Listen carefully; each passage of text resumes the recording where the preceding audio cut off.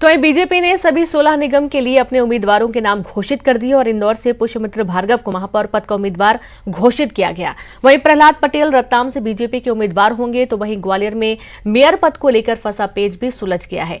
BJP ने mayor पद के लिए सुमन शर्मा को अपना प्रत्याशी बनाया है।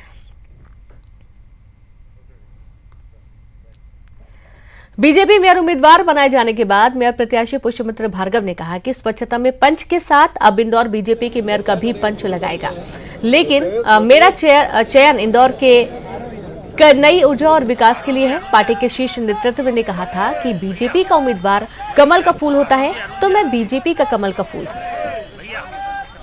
पार्टी के शीर्ष नेतृत्व ने, इंदौर के अध्यक्ष जी ने भी ये कहा था कि हमारा प्रत्याशी कमल का फूल होता है, तो मैं कमल का फूल हूँ, इस शहर का बेटा हूँ। मेरी तैयारी हर कार्यकर्ता कर रहा है, क्योंकि मेरी जीत कार्यकर्ता की जीत है, पुष्यमित्र की जीत नहीं है।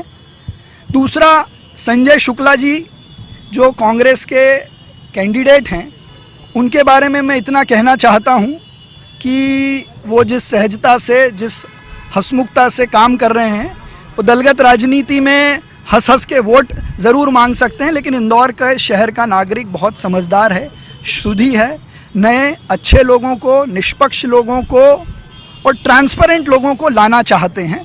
तो उस ट्रांसपेरेंसी में मेरी जीत है।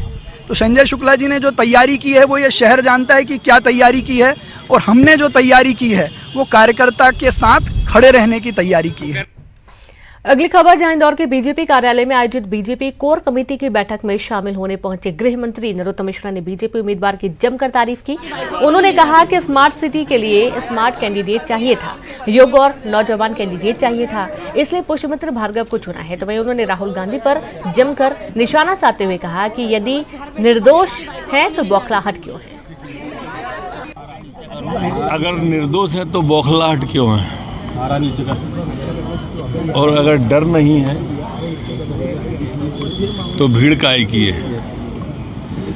आप विदेश में बड़े बड़े इटली हो जाते हैं, बैंकॉक हो जाते हैं, थाई हो जाते हैं, वहाँ तो अकेले जाते हो।